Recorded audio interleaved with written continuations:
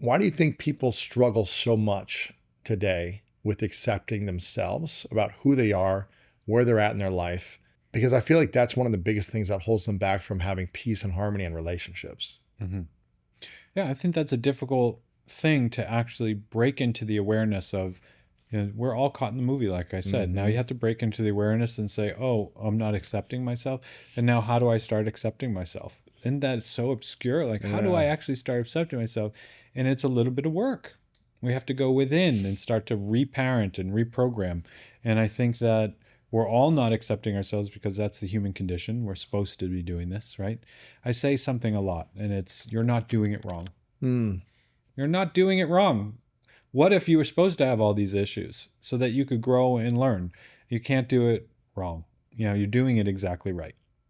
And so when we start to say, okay, what if I'm doing it right? We can take the pressure off this. And now I can go in and look at this objectively and say, by building awareness, I can recognize that these things are no longer working for me. I can tell because here are the results in my life. Mm-hmm. If you want to really know what your beliefs are, just look at what you have. Sure. And now, how do I go in and start to reprogram? Mm-hmm. Now that I have awareness, how do I go in and start to change that internal dialogue, that subconscious mind, so that I can become something bigger? And that's where practices like the Ho'oponopono prayer or the I am that I am, or using hypno coaching or hypnosis or whatever it is. Where did you grow up originally? In Boston. Boston. Yeah. In the city? I went to school in Dorchester, and I grew up in a town called Brockton. This kind of smaller town outside of Boston, remember, near Boston? Or, Yeah. Yep. We both grew up, kind of average dudes, right? Average dudes. I'm from a small town in Ohio, about an hour from Columbus. Normal lives, average dudes who were driven to accomplish and succeed, right? But both of us ended up being with, beautiful actresses that are very successful and have a certain level of attraction, let's say. Mm-hmm. I had to go through my own healing journey to be able to be in a relationship with someone like that. How do you feel like you have set yourself up emotionally to be in a relationship that you're in with Jen when they have a different lifestyle than the way you grew up? And I can share my experience too, but I'm curious what you're comfortable sharing with this. Yeah, I think that's an interesting question, because I'm no longer the person that identity of that kid in Brockton no longer exists for me. I believe that we can shed identities. Yes. And sometimes you can notice this. I just had a 50th birthday, and I had people from every decade of my life at this birthday. Really? What was that like? It was pretty amazing. That's cool. So they were in there, and there was a big mix in there. And I had my, friends from college who were still punching me in the arm as they were walking by me in this room. Still living that old identity, right? In a beautiful way.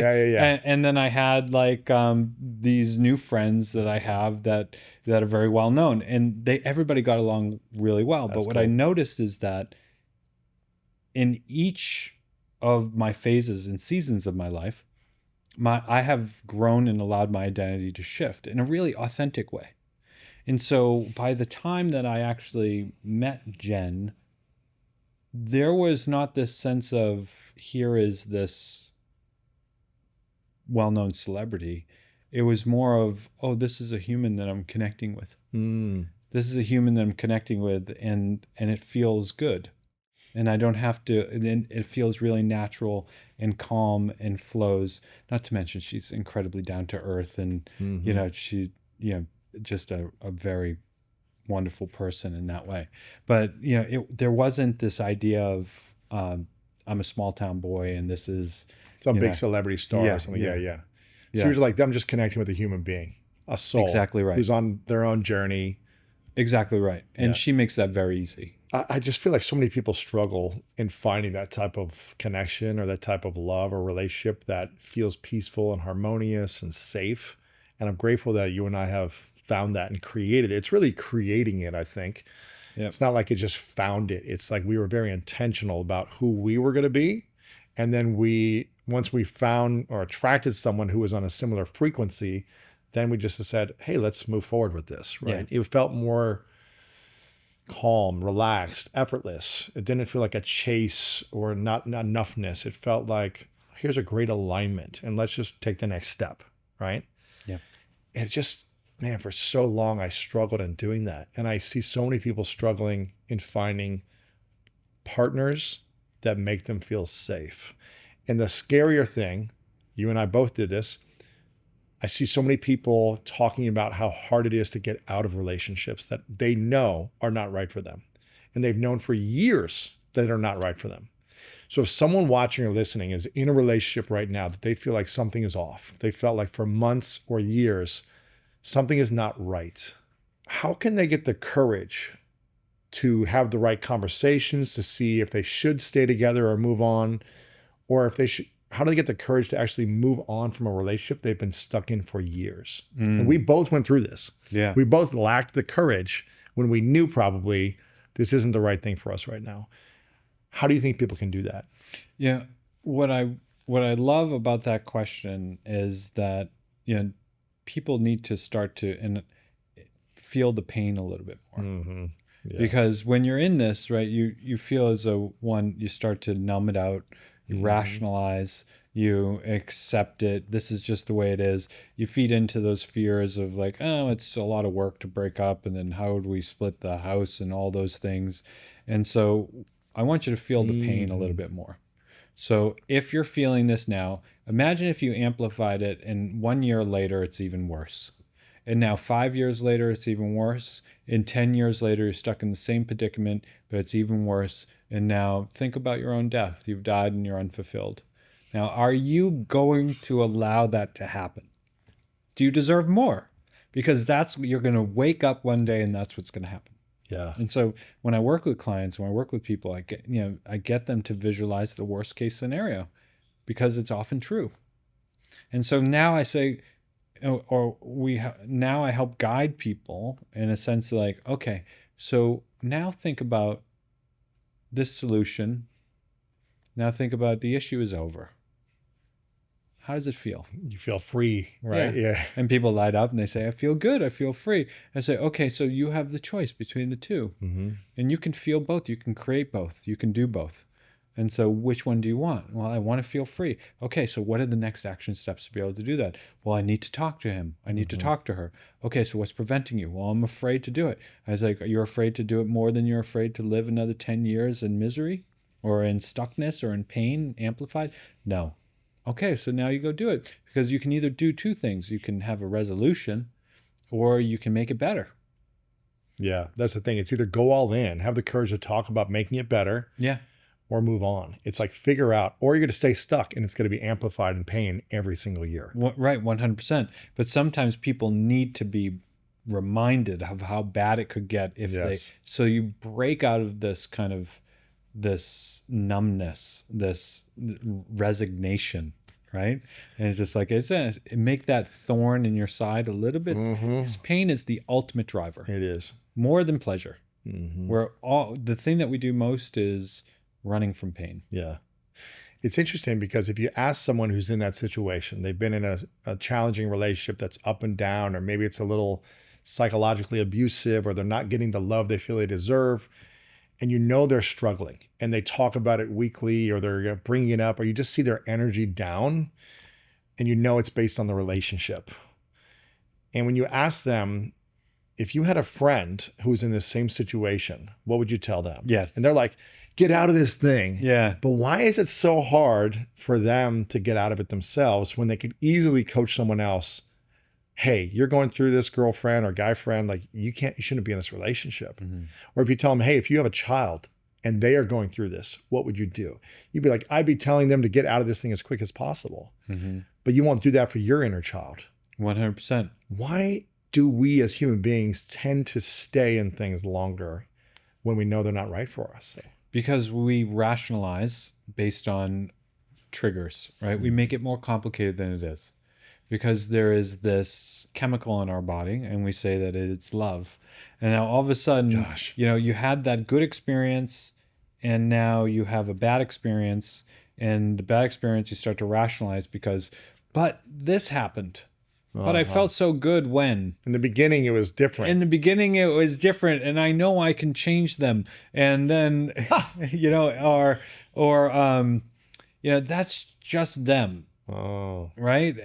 But the truth is, it's your own trauma, it's your own experience. And now you try to rationalize it so that you can get another hit of whatever it is. Right.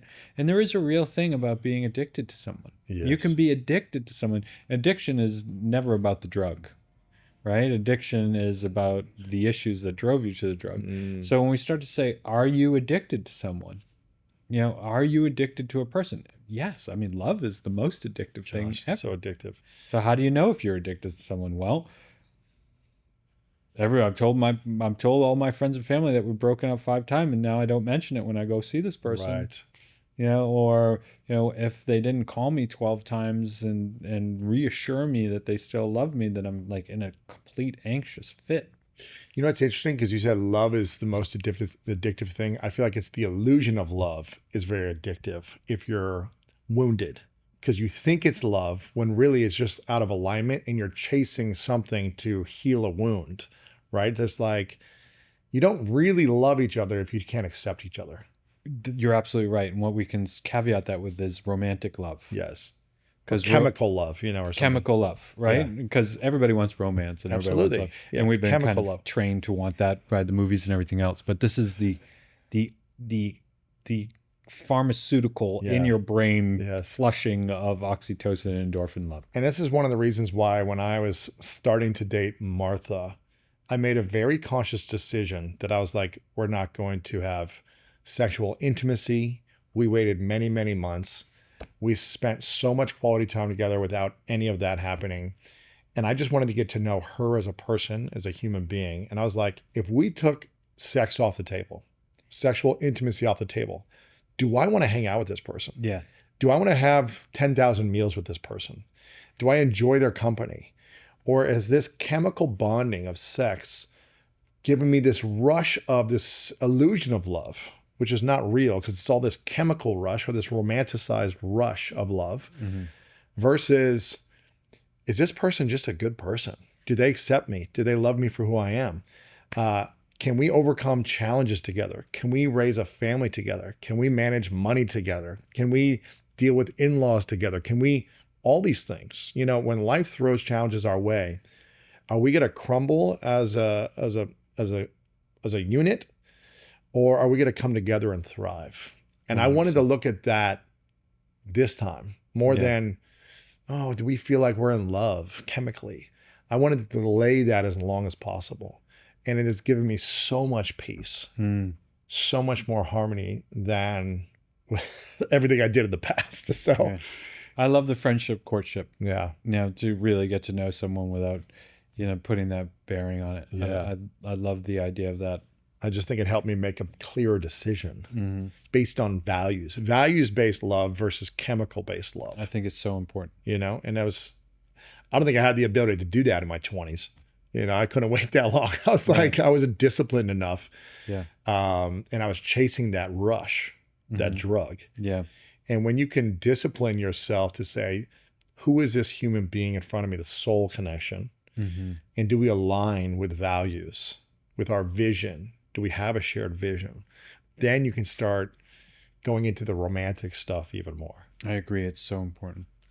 What do you think is the biggest thing holding you back in your life at this season? You've just turned 50. You're in a healthy, loving relationship. You're serving humanity and helping coach people to heal, to overcome their fears, to optimize their life. What is the challenge you face now, Jim? I remember we talked about this the last time we talked too, and but you weren't in an intimate relationship yet. So now you're. Yeah, it's true. It's true. I sometimes you get into these seasons of life, the seasons within the seasons. It's like, this is a season of my life, and then sometimes things are just seem to be hitting on all cylinders of fire, and things seem really great. And they feel like that. So I'm not really looking at what's not working. What I want to do is, how do I amplify the contribution that I give to the world in a bigger way? And who do I need to help me with that is a question. On your team, On my your team, support system. my support system. Who needs to be on the team to do that? And how can I do that effectively that's of value to people? Because people like to work with me one-on-one, but I can't possibly work with that many people one-on-one. Yeah. So how do I actually provide that level of value to people in a broader way? And who do I need on my team to help me do that? Yeah. And so that is kind of the question that I'm asking today. Thank you so much for watching this video. If you enjoy this and you want more inspirational content, make sure to click the subscribe button below and click right here to watch what's coming next.